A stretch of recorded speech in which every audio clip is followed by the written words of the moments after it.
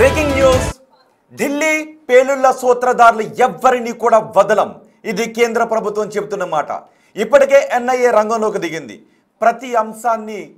లోతుగా విశ్లేషిస్తున్నారు ఈ నేపథ్యంలో సూత్రధారుల వివరాలు ఒక్కొక్కటిగా బయటకు వస్తూ ఉన్నాయి ఇమామ్ ఇర్ఫాన్ అహ్మద్ ఇతడే ఈ పేలుళ్లకు సూత్రధారిగా తెలుస్తోంది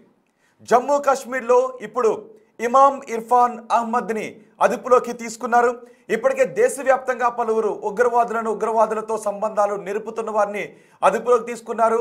వందల కేజీల పేలుడు పదార్థాలను స్వాధీనం చేసుకున్నారు అంతేకాదు ఢిల్లీలో కారు బాంబును పేల్చింది ఎవరు అనే విషయంపై ఆరా తీస్తుంటే సంచలన విషయాలు వెలుగులోకి వస్తున్నాయి ఇప్పుడు మీరు బిగ్ టీవీ స్క్రీన్ పైన చూస్తున్న ఈ వ్యక్తి ఇమామ్ ఇర్ఫాన్ అహ్మద్ ఇతను జమ్మూ కాశ్మీర్లో ఒక గవర్నమెంట్ వైద్య కళాశాలలో పారామెడికల్ సిబ్బందిగా పనిచేశాడు వీడేం చేసేవాడు అంటే మౌలానా మసూద్ అజార్తో అత్యంత సంబంధాలు నిలుపుతూ ఉండేవాడు జైషే మహమ్మద్ నేతలతో జైషే మహమ్మద్ చీఫ్తో మౌలానా మసూద్ అజార్తో అత్యంత సన్నిహిత సంబంధాలు నిలుపుతున్నాడు భారతదేశంలో పలు చోట్ల రద్దీగా ఉండే ప్రాంతాల్లో పేలుళ్ళు సృష్టించి మారణహోమాన్ని సృష్టించాలి అనే ఇతను ప్లాన్ చేస్తున్నాడు అందుకు జమ్మూ కాశ్మీర్లో ఒక మసీదులో పరిచయమైన వైద్య విద్యార్థులతో నిత్యం సంప్రదింపులు జరుపుతూ ఉన్నాడు ఉగ్రవాదులకు సంబంధించిన వీడియోలు చూపించడం వాళ్లను ఉగ్రవాదుల వైపు ఆకర్షితులను చేయడం ఇలాంటివి చేస్తున్నాడు అంటే ఇప్పుడు ఢిల్లీలో పేలిన కారు బాంబు పేలుడికి పాకిస్తాన్కి సంబంధం ఉంది అనేది క్లియర్గా అర్థమవుతుంది పాకిస్తాన్లో ఉన్న ఈ టెర్రరిస్టులు భారతదేశంలో ఉన్న ఈ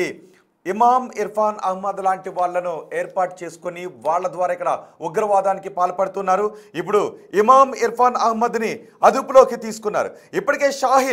షాహీన్ను అదుపులోకి తీసుకున్న తర్వాత ప్రశ్నిస్తూ ఉంటే ముజ్ముల్ గురించి ఆదిల్ గురించి ఒమర్ గురించి వీళ్ళ గురించి అనే వివరాలు తెలిసాయి డాక్టర్ ఒమరే ఆ రోజు కారు నడుపుతున్న వ్యక్తి అని దాదాపు నిర్ధారణకు వచ్చారు అతని తల్లి పుల్వామాలో ఉన్న అతని తల్లి DNA శాంపిల్స్ను కూడా తీసుకున్నారు దాదాపు అతనే కారు నడుపుతున్న వ్యక్తి అని నిర్ధారించారు ఇప్పుడు జమ్మూ కాశ్మీర్లో ఇంకా ఎవరెవరున్నారు ఇంకా ఏ పాము పుట్టల్లో ఇలాంటి ఉగ్రవాదులు దాగి ఉన్నారు డాక్టర్ల ముసుగులో ఉన్న వైట్ కోట్ వేసుకున్న ఆ ముసుగులో ఇంకా ఎంతమంది ఇలాంటి ఉగ్రవాదులు ఉన్నారు అని ఎన్ఐఏ ఆరా తీస్తుంది బహుశా అందరినీ అరెస్ట్ చేసే అవకాశం ఉంది ఇప్పటికే పాకిస్తాన్ కూడా భయపడుతుంది అంటే మొత్తానికి జైషే మహమ్మద్ లింకులు బయటపడుతూ ఉన్నాయి జైషే మహమ్మద్ చీఫ్ మౌలానా మసూద్ అజార్ లింకులు బయటపడుతున్నాయి ఈ మౌలానా మసూద్ అజారే కాందహార్ ఘటనలో మన ఎయిర్ ఇండియా విమానాన్ని హైజాక్ చేసి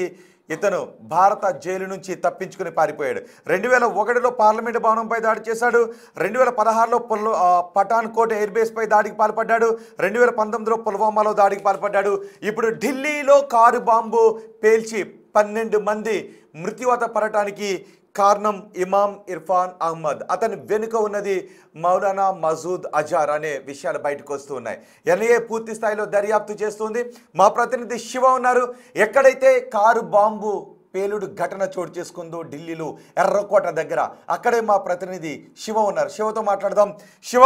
ఎన్ఐఏ విచారించే కొద్దీ చాలా కీలక విషయాలు బయటకు వస్తున్నాయి ఇప్పుడు ఇమామ్ ఇర్ఫాన్ అహ్మద్ ఇతను పారామెడికల్ సిబ్బందిగా పనిచేశాడు ఈ పేలుళ్లకు సూత్రధారి ఇతనే జైషే మహమ్మద్ చీఫ్ మౌలానా మసూద్ అజార్తో సంబంధాలు ఉన్నాయనే విషయాన్ని కనుగొన్నారు సో ఇప్పుడు దర్యాప్తు ఏ దిశగా వెళ్తోంది ఇంకా ఎవరెవరి విషయాలు బయటకు వచ్చే అవకాశం ఉందని తెలుస్తోంది రైట్ రోహిత్ ఢిల్లీలో పేలుడు కేసు దర్యాప్తును కేంద్ర ప్రభుత్వం ఎన్ఐఏకు అప్పగించింది దానిలో భాగంగా ఎన్ఐఏ ఈ విచారణను వేగవంతం చేసింది దానిలో భాగంగా ఢిల్లీలో ఈ కారు పేలుడు సూత్రధారిని ఇర్ఫాన్ ఇమామ్ను అరెస్ట్ చేసి వారి నుంచి మరింత సమాచారాన్ని రాబట్టే పనిలో ఎన్ఐఏ ఉంది ప్రజెంట్ మనం ఈ ఢిల్లీలో పేలుడు ఘటన జరిగిన ప్రాంతం వద్ద మనం ఉన్నాం ఇక్కడ పేలుడు సంభవించడానికి ముందు వీరందరితో కూడా ఇమామ్ ఇర్ఫాన్ వీరందరితో మాట్లాడాడు ఒమర్ మహమ్మద్ మరోవైపు గతంలో అరెస్ట్ అయిన ఆదిల్ ముజ్ముల్ మహమ్మద్ వీరందరితో కూడా సత్సంబంధాలు కలిగి ఉన్నారు వారందరితో మాట్లాడుతూ ఎక్కడ ఏ విధంగా పేలుడుకు సంబంధించి ప్రణాళికను సిద్ధం చేశాము ఏం చేయాలి ఎక్కడ ఈ బ్లాస్ట్ సంబంధించిన పేలుడు పదార్థాలు నిల్వ ఉంచాలనే అంశాలపై కూడా ఎప్పటికప్పుడు ఇమామ్ ఇర్ఫాన్ వారితో మాట్లాడుతున్నారు అయితే నిన్న ఒకవైపు ఆదిల్ను ముజ్ముల్ మహమ్మద్ను విచారిస్తున్న సమయంలో భయభ్రాంతులకు గురైన ఈ ఉమర్ మహమ్మద్ ఆత్మహత్య దాడికి పాల్పడ్డాడు అనేది కూడా కొంత సమాచారం అయితే అందుతోంది కానీ ఇది కావాలని ఆత్మహత్య దాడికి పాల్పడ్డారా, లేదా రన్నింగ్ లో వెళ్తున్న సమయంలో ఈ పేలుడు పదార్థాలు కారులో ఉన్న ఈ పేలుడు పదార్థాలు బ్లాస్ట్ అయ్యాయి అనేది కూడా ఇంకా వివిధ కోణాల్లో ఈ విచారణ అనేది కొనసాగుతుంది. ఎన్ఐఏ లోతైన దర్యాప్తు కొనసాగిస్తుంది. ప్రజెంట్ మనం చూస్తున్నాం ఏదైతే బ్లాస్ట్ జరిగిన ప్రాంతం ఏదైతుందో, బ్లాస్ట్ జరిగిన ప్రాంతం వద్ద మనం ఉన్నాం. ఈ తెల్లని డేరాలు ఏవైతే కట్టారో ఆ ప్రాంతంలోనే ఈ బ్లాస్ట్ జరిగింది. అక్కడ మనం చూస్తున్నాం అధికారులు, ఎన్ఐఏ అధికారులు ఈ సంఘటన స్థలానికి వచ్చి విచారణ కొనసాగిస్తూ వెనుదిరుగుతున్న పరిస్థితి అయితే ఉంది. ఎన్ఐఏ దర్యాప్తుకు సంబంధించిన విచారణకు సంబంధించి అధికారులు ఇక్కడికి ఒక్కొక్కరుగా వస్తున్నారు. లోపల ఏం జరిగింది ఏంటి అనేది కూడా మొత్తం అక్కడ ఉన్న ఏ ఒక్క ఆధారాన్ని కూడా వదలకుండా విచారిస్తున్న పరిస్థితి కనిపిస్తోంది. మొత్తంగా ఎక్కడికక్కడ ఈ ఆధారాలు ఎక్కడ దొరికిన ఇప్పటి వరకు 42 రకాల ఆధారాలను ఈ ఫోరెన్సిక్ నిపుణులు కానీ ఎన్ఐఏ యాంటీ టెర్రరిస్ట్ స్క్వాడ్ ఈ స్వాధీనం చేసుకుని ఇక్కడికి వచ్చి మరొకసారి ఈ దర్యాప్తును ఎన్ఐఏకి అప్పగించిన నేపథ్యంలో ఎన్ఐఏ నేషనల్ ఇన్వెస్టిగేషన్ అధికారులు వారి ట్యాక్స్ కూడా మనం చూస్తున్న మేరలో వారు ఈ దర్యాప్తును నిర్వహించి ఇక్కడ ఆధారాలు మరికొన్ని ఆధారాలను సేకరించి ఇక్కడ ఆల్రెడీ